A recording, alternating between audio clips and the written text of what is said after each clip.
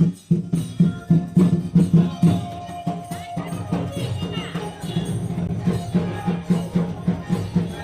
বন্ধুরা, আশা করি আপনারা সবাই ভালো আছেন।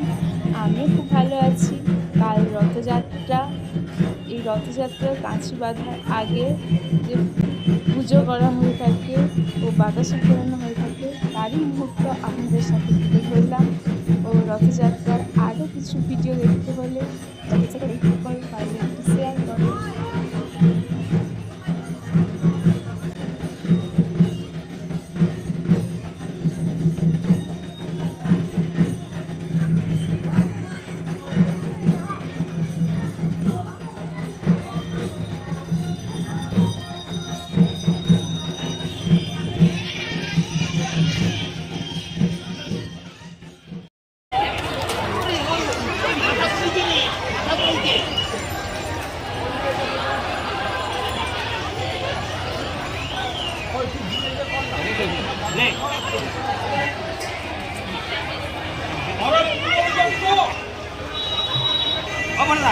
একটু